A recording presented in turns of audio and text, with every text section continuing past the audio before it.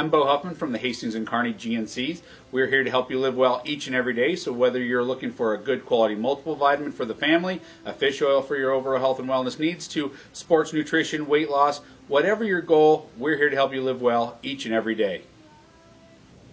Hey guys, welcome to the Sports Hub, brought to you by GNC. I'm your host, Connor O'Gara, joined by Nathan Hart. Nathan, we got district football this weekend. Yeah, finally these games matter. Yeah, Kearney High is going to be getting a very important game against Grand Island. They will make the trip out to take on the Islanders. This is a really good early test for the Bearcats. Yeah, when it comes to district play, maybe the most important game will be the first one for Kearney High. Grand Island should probably be considered the favorites in District 4, having lost just one game, and that was to Omaha Westside, a really good team. Defensively, Kearney has set up into district play, getting better. They've allowed just 33 points in the last two games.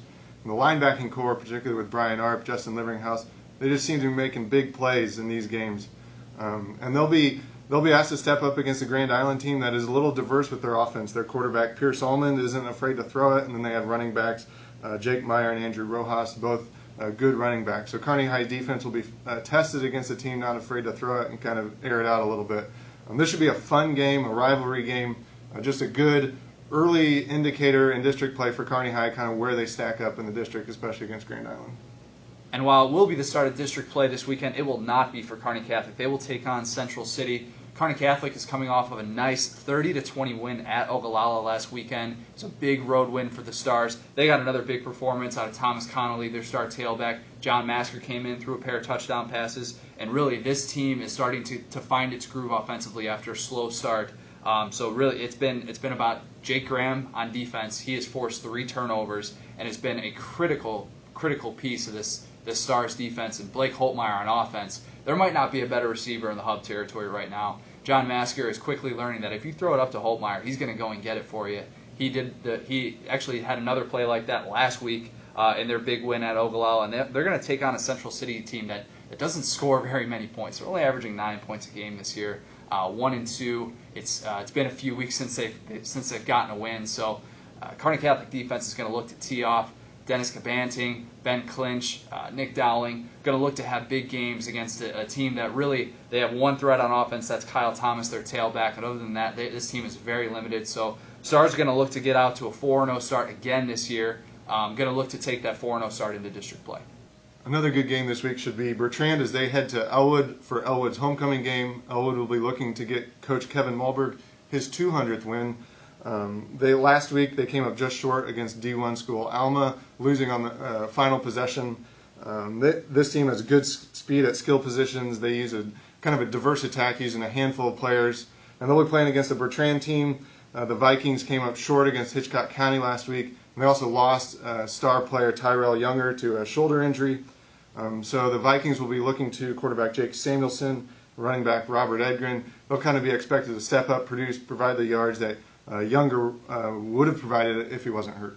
Yeah, this is an important test for both of these two teams. Bertrand is, of course, if they're going to be without Younger, that's going to be awfully tough for Jake Samuelson to get some offense going for that team, because they really suffered in the fourth quarter without him. They lost the game to Hitchcock County by 9 points, a game that they went into the fourth quarter leading. So both of these teams blew fourth quarter leads and really are going to look to avenge a couple of tough losses, their first losses of the season. So we could have been looking at 2-3-0 teams, instead 2-1 teams that are looking to get a big win. We're going to have a big showdown in D1. Arapaho is going to travel to Elm Creek. A couple of undefeated teams, a couple teams with big aspirations for the postseason. This was last year. This was Elm Creek's only loss to Arapaho. It was a 36-20 game, and both teams are really looking to stay undefeated and prove that they are the cream of the crop in D1. Arapaho has one of the area's best in Caden Waverka. That matchup against Elm Creek linebacker Jake Bartley is going to be a really important matchup. Could be the determining factor in that game. I don't know if Waverka has seen a linebacker quite like Bartling. He, of course, an all-region guy, and really for Elm Creek, the offense is going to be behind Hayden Geis and Christian Best. They kind of fuel their ground game. They're averaging over 300 yards on the ground. So a couple teams that they run. That's what a lot of these Hub territory teams do, really. But these teams do it as well as anybody in the area. Going to be a very good one, definitely, out to Elm Creek. And Nathan, you actually got a chance to catch up with with Elm Creek coach Jace Dooland in this week's edition of the Coach's Corner. They were going to reload and be good, so it's always kind of an extra incentive to beat somebody the next year after, especially losing twice to somebody last year. And Arapaho is going to come in here, and they're a really good team, and they're undefeated, and they score a lot of points. Kearney Arapaho, every team got to know that their all-state player is their quarterback. Caden Waverka he's a stud.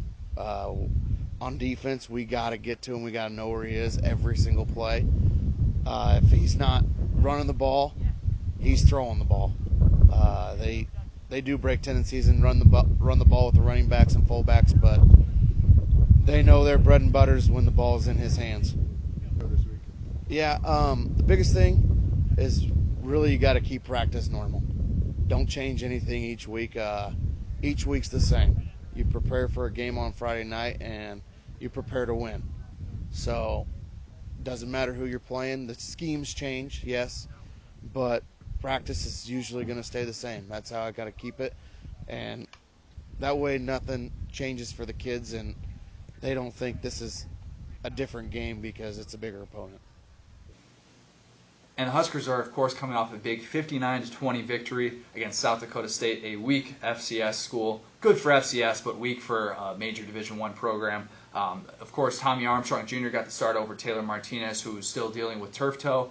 And the storyline heading into the Huskers bye week is whether or not Taylor Martinez is going to be healthy enough for that Illinois game to kick off Big Ten play. And I don't know if it's necessarily going to matter for the Huskers because that Illinois State pass rush is not very good. So Tommy Armstrong could be in for another big day if he is to get the start. But Huskers have bigger problems to worry about than the quarterback situation. Yeah, defensively, there's still plenty of disconcerting signs from this team. I wouldn't be surprised if the coaching staff put their heads together and maybe shuffle things up a little bit over the bye week. Just look for players that are going to produce and not miss tackles, miss assignments that we've been having or been seeing the first few weeks of the Huskers season. I saw a stat on Twitter. They're allowing the second most plays of 10-plus yards this season of any team in the FBS. That's not good. Yeah, not good. Defense has some things to work on. The bye week comes at a good time for Nebraska.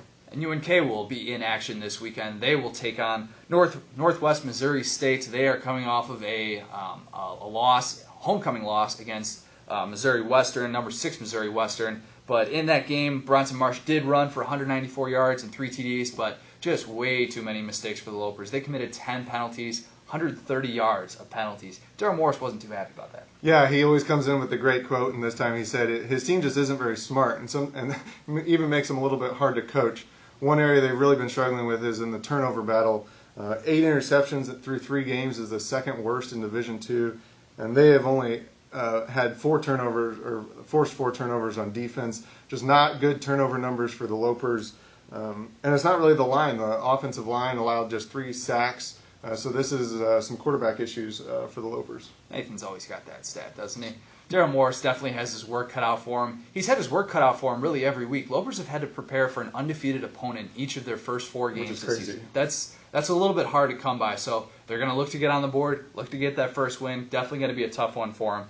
So we'll have all of your action, all of your post-game action. Buck will of course be there at the UNK game this weekend. I will be out at the Kearney Catholic game. You of course will be watching Kearney High.